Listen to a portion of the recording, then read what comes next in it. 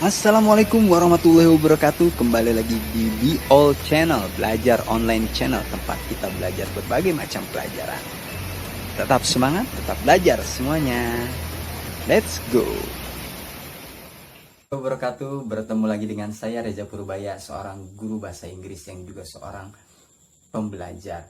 Karena kita tidak boleh berhenti belajar sampai maut menjelang nafas kita. Oke anak-anak. Ini pertemuan kita di minggu yang kedua, ya. Materinya akan banyak sekali, tapi sebelum kita memulai materi, ingat, kita harus selalu berdoa. Oke? Mari kita berdoa dulu. Berdoa dipersilakan. A few moments later. Selesai. Oke anak-anak, sebelum kita masuk ke materi pelajarannya, saya mau mengatakan, jangan lupa dalam masa pandemi ini kita harus selalu rajin-rajin membersihkan diri kita, ya. Apalagi jika kita keluar rumah. Nah, setelah memegang benda apapun di luar yang merupakan benda umum, kita harus selalu cuci tangan. Maka untuk amannya jangan lupa bawa hand sanitizer ataupun sabun apa ya? Sabun cair ya, yang lebih mudah kita bawa. Jangan pakai sabun batangan ya, susah bawanya. Oke, itu saja saran-saran selama masa pandemi ini. Tetap semangat ya anak-anak, jangan bosan-bosan di rumah. Ya, walaupun mungkin akan terasa bosan, kalian bisa menghilangkan kebosanan itu dengan cara yang positif, seperti belajar, ataupun kalian bisa diskusi. Kan kalian mungkin punya handphone atau punya sosial media, gunakan dengan hal-hal yang positif ya. Oke, itu saja saran dari Mr. Reza, Pak Reza. Kita mulai pembelajaran. Let's go. Oke. Baik anak-anak, sebelum kita masuk materi pembelajaran yang sesuai dengan buku, ya, saya akan menerangkan dahulu mengenai cara membuat kalimat yang betul, yang benar, yang sesuai kaidah atau bahasa kerennya yang sesuai grammar dalam bahasa Inggris. Oke. Nah, sebelumnya kita banyak sekali, khususnya saya, menemukan teman-teman ataupun ya anak-anak yang membuat kalimat dengan cara yang salah. Walaupun dalam spoken language atau spoken bahasa yang dibicarakan, lawan bicara mengerti. Sebetulnya tidak apa-apa dalam hal ini jika kita menggunakan untuk spoken atau untuk berbicara. Tetapi ketika kita menggunakannya dalam konteks pendidikan, ya, kita ataupun dalam konteks written, tertulis, maka kita harus menggunakan yang benar, yang sesuai kaidahnya, yang sesuai dengan grammar. Nah, oke, yang pertama, yang sering sekali saya temukan adalah orang-orang mengatakan seperti ini. I am eat rice, I am eat banana, I am eat an apple.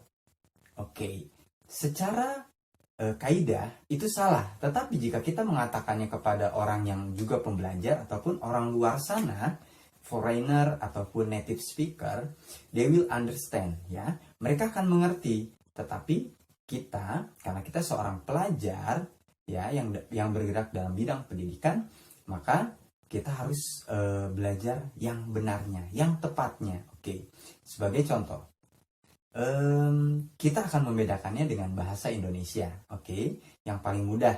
Kenapa? Karena kita menggunakan bahasa Indonesia setiap hari. Sebagai contoh, yang pertama. Oke, yang pertama. Ketika saya mengatakan saya makan, oke, ketika saya mengatakan saya makan, bahasa Inggrisnya I eat. Oke. Ketika saya mengatakan kemarin saya makan, perhatikan, kemarin saya makan. Dalam bahasa Indonesia, makan sebagai kata kerja tidak berubah. Tetapi dalam bahasa Inggris, ketika kita mengatakan kemarin saya makan, maka bahasa Inggrisnya bukanlah yesterday I eat, tetapi dia menjadi yesterday I ate.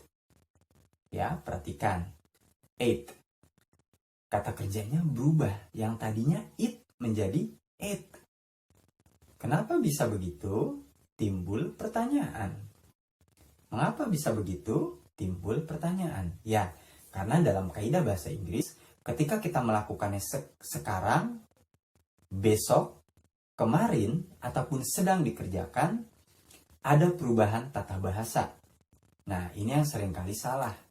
Ya, dan ingat, dalam bahasa Inggris itu, kita wajib menyertakan yang namanya verb atau kata kerja.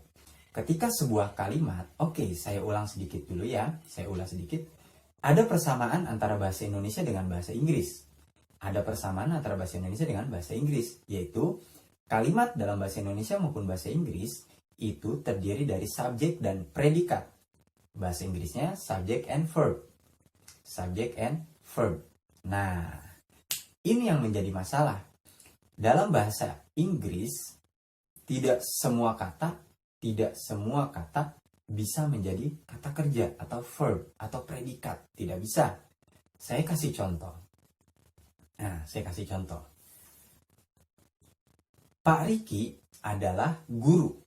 Pak Riki adalah guru. Dalam bahasa Indonesia, Pak Riki adalah guru. Itu sudah merupakan sebuah kalimat yang lengkap. Pak Riki sebagai subjek. Dalam bahasa Inggris sama, subjek. Adalah guru dalam bahasa Indonesia itu sudah menjadi predikat. Tetapi dalam bahasa Inggris adalah guru bukanlah predikat. Tetapi merupakan subjek complement. Ya, ataupun kata benda, guru. Lalu ada kata kerjanya? Tidak, Pak. Tidak ada. Tidak ada dalam bahasa Inggris. Pak Riki adalah guru, tidak ada kata kerjanya. Maka dalam bahasa Inggris kita mengenal kata verb to be. Verb to be ini ada tiga. Ada tiga. Is, am, are. Is, am, are. Ini namanya verb to be. Kata kerja bantu. Buat apa? Ini digunakan ketika sebuah kalimat tidak memiliki bahasa. Astagfirullah, bukan bahasa. Ketika sebuah kalimat tidak memiliki kata kerja asli. Saya kasih contoh kata kerja asli. Makan, minum, berlari, melempar, menendang. Itu ada kegiatannya, itu kata kerja asli. Tetapi sebagai contoh, dalam bahasa Indonesia, saya kasih contoh yang tadi. Pak Riki adalah guru. Pak Riki adalah guru. Nah, dalam bahasa Inggris, Pak Riki tetap Pak Riki. Kelas katanya subjek. Nah, ketika guru itu menjadi noun. Dan itu bukanlah kata kerja. Adalah bukanlah kata kerja. Dalam bahasa Indonesia maupun bahasa Inggris, adalah bukanlah kata kerja.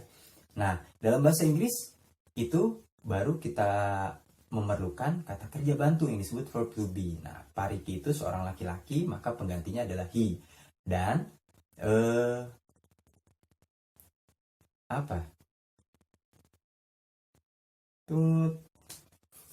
is merupakan apa sih namanya?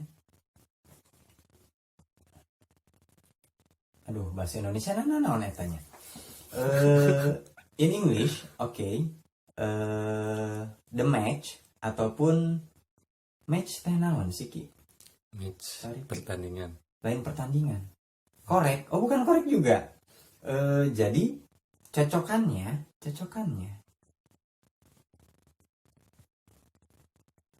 Intinya gitu. Jadi kalau he itu temennya is.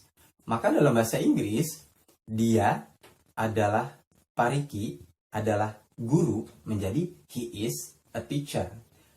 Pak Riki adalah seorang guru. Pak Riki is a teacher. Seperti itu. Harus ada kata is. Harus ada kata kerja bantu. Maka ketika sebuah kalimat sudah memiliki kata kerja asli, tidak boleh ditambahkan kata kerja bantu. Kecuali ada beberapa tenses yang menggunakan kata kerja bantu. Itu pun kata kerja aslinya berubah. Harus ditambahkan ing, verb ing. Menjadi disebutnya participle. Untuk salah gitu. Ya, harus berubah menjadi verb ing. Ataupun kita ada yang mengenal sebagai gerund. Ya, seperti itu. Oke, sampai sini bisa dipahami. Nanti saya kasih contoh buat perbedaannya. Oke, contoh yang pertama. Saya makan. Saya, I. Makan, eat. Sudah ada kata kerjanya. Maka tidak boleh kita membuat atau mentranslate saya makan menjadi I am eat. Itu salah. Karena makan sudah kata kerja. Tidak perlu atau tidak memerlukan lagi kata kerja bantu. Ya. Nah, kalau kita ingin menggunakan kata kerja bantu am, maka verb aslinya tadi berubah menjadi I am eating. Dan konteks waktunya pun menjadi berubah. Ketika saya mengatakan I am eat, saya makan. Ketika saya mengatakan saya makan, belum tentu ketika saat itu saya sedang makan.